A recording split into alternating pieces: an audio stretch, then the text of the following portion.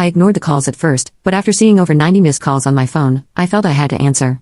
When I did, Megan's voice was angry, accusing me of ignoring her. She seemed to feel wronged, but I saw it as a result of her assumptions. I am Lily, a 40-year-old freelance jewelry designer, busy with work and hoping to have children someday. My husband, Jerry, used to have a corporate job but now helps me run my growing design business. Early in our marriage, my design work was slow, and we mostly relied on Jerry's steady income. Now that my business is doing well, our roles and responsibilities have changed, but so have our challenges, especially when dealing with unexpected family misunderstandings about money. As I approached the age of 37, my career as a jewelry designer was really taking off, and I needed to get better organized because my schedule was getting busier. Seeing the growing demands of my business, Jerry, who had a good job and was set for a promotion, made a big decision. He quit his job to work with me. He used his management skills to help us run our business together. We secured contracts with well-known international brands, which improved both our work and our personal lives. However, with success came new challenges, especially with Jerry's mother, Megan. Megan lived alone in the family home and saw our lives as very luxurious. She often asked us for money, saying things like, "You always seem to be living so lavishly, and I'm jealous."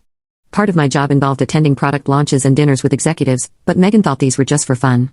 Her requests for money became more frequent and personal. For example, she once asked for money to throw a party for a friend. While it might seem like we could easily afford to help her, maintaining our business image was expensive and came with many obligations. We weren't living in luxury, these were necessary parts of our work. Megan, however, was envious and sarcastic, not understanding the true nature of our expenses. She would say things like, "Dressed up beautifully, eating at expensive places, and I envy you." Despite my repeated refusals, Jerry, being her son, would sometimes give in to her requests, thinking it was easier to keep her happy than to deal with the disruption it might cause. "If giving her a little money keeps her quiet, then it's worth it," he would say. But Megan's demands only grew recently. She asked for a new dress for an upcoming gathering. When Jerry suggested a more affordable option, she insisted it had to be something fancy and even wanted a matching bag.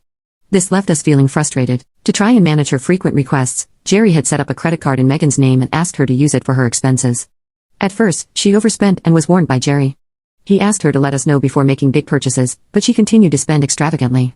This pattern of constant financial demands left both Jerry and me feeling stressed as we tried to balance supporting family with keeping our business strong and sustainable. I found a beautiful ring and couldn't resist buying it, though I regret not telling Jerry first. Unfortunately, the bill was really high. If spending continues like this, maybe it's best to return the card. We simply can't afford these costs. The credit card was in Megan's name, but Jerry was the one managing and paying the bills. Megan seemed to misunderstand the purpose of the credit card, treating it as if there was no limit. She didn't realize that every purchase would eventually need to be paid for, and since the money wasn't coming directly from her, she kept using it freely.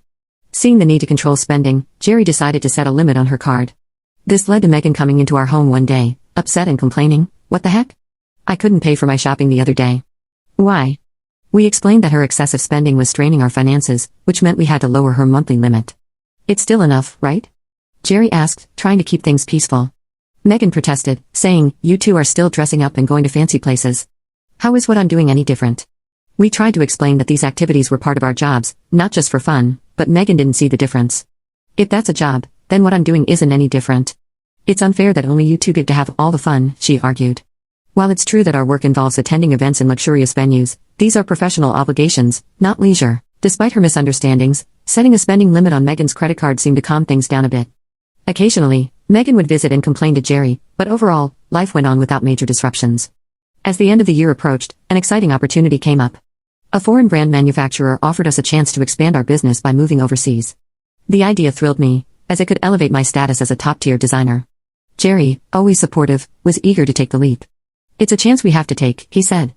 However, the idea of moving abroad brought a new concern, Megan. Given her past behavior, we worried she might want to come with us. While living internationally was appealing, the thought of dealing with Megan's demands in a new country was overwhelming. You can watch the second part by pressing share and more.